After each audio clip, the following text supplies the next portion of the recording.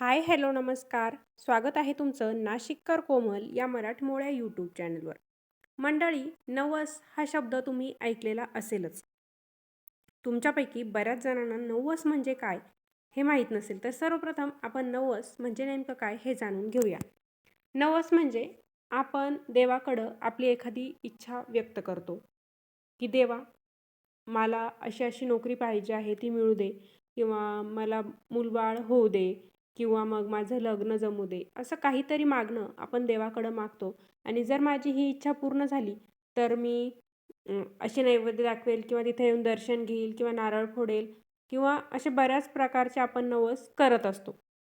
पण हेच नवस पूर्ण झाल्यानंतर आपण देवाला काय कबूल केलं होतं, की देवा, माझं लग्न होऊ दे, मी जोडीनं दर्शनाला येईल, तुला असा असा प्रसाद चढवेल, असा असा नैवेद्य दाखवेल, असं आपण काहीतरी बोललेलं असतो. तर आपण जेव्हा आपला नवस पूर्ण होतो, जेव्हा आपली इच्छा देव पूर्ण करतो, त्यानंतर तो नवस फेडायचं मात्र विसरून जातो.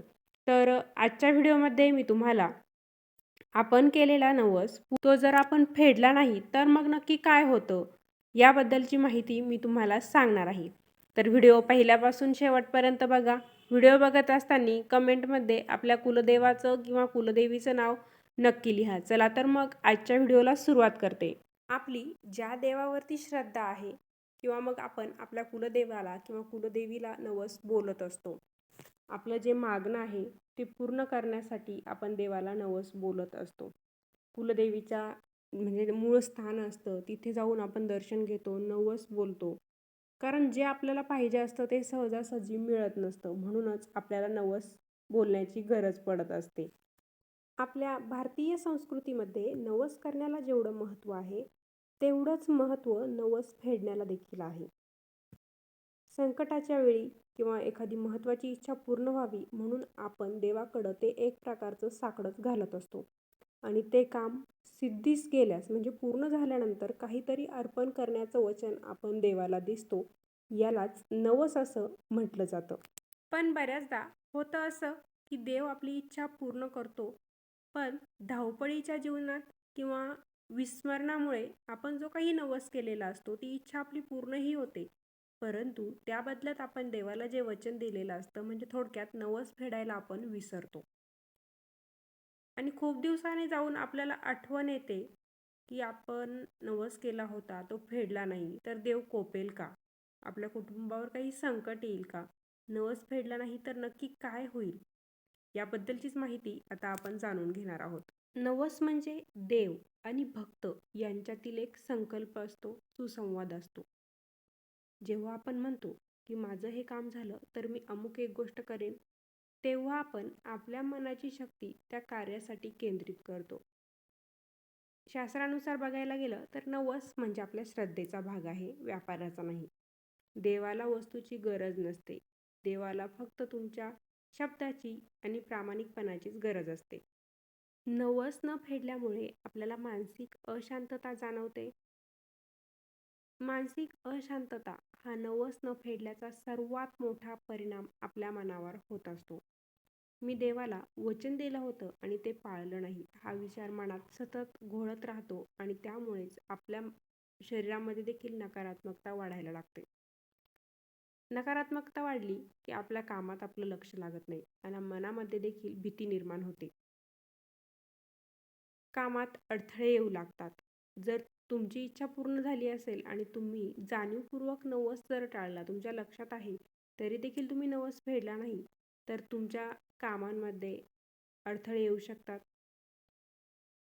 तर हे जे घडतं, तर हे देवाच्या कोपामुळे घडत नाही, तर तुमच्या तुटलेल्या वचनामुळे घडत असतं. नवस न पूर्ण केल्यामुळे कधीकधी आपल्या घराला दोष लागतात, पितृदोष लागतात. काही ग्रंथांमध्ये असं देखील म्हटलं आहे, की जर कुलदेवतेला केलेला नवस पिढ्यानपिढ्या प्रलंबित राहिला, म्हणजे एका पिढीने नवस केलेला आहे आणि तो त्या पिढीने फेडला नाही, पुढच्या पिढीने देखील फेडला नाही, तर त्याचा परिणाम कुटुंबाच्या प्रगतीवरती होतो. मग याला कुलदोष असं सांगितलं जातं. मग आपण कुठेतरी बघतो तेव्हा सांगितलं जातं, की तुमच्या अमुक अमुक पूर्वजांनी असा नवस केलेला होता, तो पूर्णच केलेला नाही. त्याचे परिणाम आपण भोगत असतो. जेव्हा परिणाम भोगायला लागतात तेव्हा आपल्याला जाग येते, आपण शोधाशोध करतो. मग आपल्याला कळतं कोणाकडून तरी, की नवस केलेला होता आणि त्यानंतर आपण तो नवस फेडत असतो.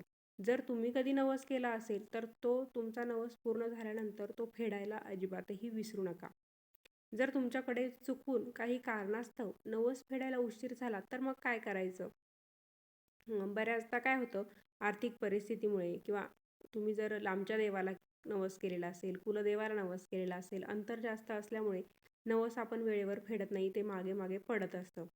तर तेव्हा आपण घाबरून जायचं नाही. तेव्हा आपल्या मनात असतं नवस फेडायचं, पण काही कारणास्तव आपल्याकडून जर उशीर होत असेल तर जवळपास त्या देवाचं एखादं मंदिर असेल, समजा तुम्ही तुळजाभवानीला नवस केलेला आहे, तिथे जाऊन तुम्हाला शक्य नसेल तर आसपास जवळ जिथे तुळजाभवानीचं मंदिर असेल किंवा रेणुका मातेला केलेला असेल किंवा इतर कोणत्याही देवाला केलेला असेल, तर जवळपास त्या देवाचं एखादं मंदिर असेल किंवा मग देवाऱ्यासमोरच दिवा लावा आणि त्या देवाची मनापासून तुम्ही माफी मागा आणि पंडितांचा सल्ला घ्या. जर मूळ नवस फेडणं अशक्य असेल, जमणार नसेल, तर ब्राह्मणांच्या सल्ल्याने तेवढ्याच मूल्याचे धान्य किंवा अन्नदान तुम्ही गरिबांना करायचं आहे. आणि बाकी जेव्हा तुम्हाला मूळ नवस फेडणं शक्य असेल तर तिथे जाऊन तेव्हा तुम्ही तो मूळ नवस फेडायचा आहे. आणि तुम्ही इकडेच नवस फेडणार असाल तर देवाला सांगायचं आहे, हात जोडून माफी मागायची आहे. माझी परिस्थिती जेव्हा अनुकूल होईल तेव्हा मी माझा नवस नक्कीच पूर्ण करेल. देव हा भावाचा भुकेला असतो, त्यामुळे तुमची ओढ खरी असेल तर देव काहीही कोप करत नाही, दोष देखील आपल्याला लागत नाही. देव हा आपल्या बापासमान, पित्यासमान असतो. जसं मुलांनी कितीही चुका केल्या तरी बाप आपल्या मुलाच्या चुका पोटात घालत असतो, त्याला कोणतीही शिक्षा देत नाही. तसंच देव देखील आपल्या मुलांच्या म्हणजे भक्तांच्या चुका पोटात घालतो आणि फक्त केवळ नवस न फेडल्यामुळे कोपत देखील नाही. मात्र आपण जो शब्द दिलेला आहे तो आपण पाळला पाहिजे, त्या शब्दाला आपण जागलं पाहिजे. दिलेला शब्द पाळणं म्हणजे उत्तम चरित्राच्या माणसाचं लक्षण आहे. त्यामुळे तुमच्याकडून नवस विसरलेला असेल आणि जेव्हा तो नवस आठवतो आपल्याला, तेव्हा तो लवकरात लवकर पूर्ण करण्याचा प्रयत्न आपण केला पाहिजे. जर तुम्ही जाणून बुजून नवस पूर्ण करत नसाल तर मानसिक अस्वस्थता, शारीरिक त्रास किंवा मग कोणतंही काम पूर्ण न होणे, प्रगतीत अडथळे येणे यांच्यासारखे दोष आपल्याला लागत असतात. पितृदोष कधी कधी निर्माण होतात. त्यामुळे एकतर नवस करूच नका आणि केला आणि तुमची इच्छा देवाने पूर्ण केली तर त्यानंतर तो जेवढं लवकर होईल तेवढं आपण पूर्ण करायचा असतो, तो नवस फेडायचा असतो. नवस फेडायचं म्हणजे नेमकं काय करायचं असतं? देवाला आपण काहीतरी वचन दिलेलं असतं, तू माझी ही इच्छा पूर्ण कर, त्या बदल्यात मी तुला असा नैवेद्य दाखवेल किंवा मग काहीतरी तर वचन आपल्याला देवाला आपण दिलेलं असतं, असं असं दान करल. तर ते वचन आपण पूर्ण करणं यालाच नवस फेडणं असं म्हणत असतात.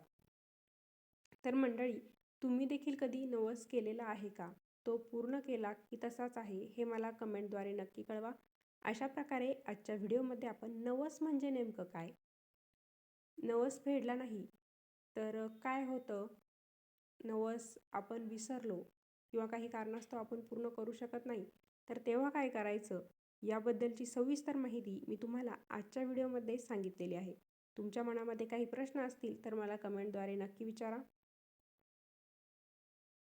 व्हिडिओ आवडला असेल तर व्हिडिओला लाईक करा, जास्तीत जास्त शेअर करा. चॅनलवर नवीन असाल किंवा माझा व्हिडिओ तुम्ही पहिल्यांदा बघत असाल तर धार्मिक, आध्यात्मिक तसेच सणावारांचे व्हिडिओ बघण्यासाठी आजच आपल्या नाशिककर कोमल या मराठमोळे यूट्यूब चॅनलला लाईक, शेअर आणि सबस्क्राईब करायला विसरू नका.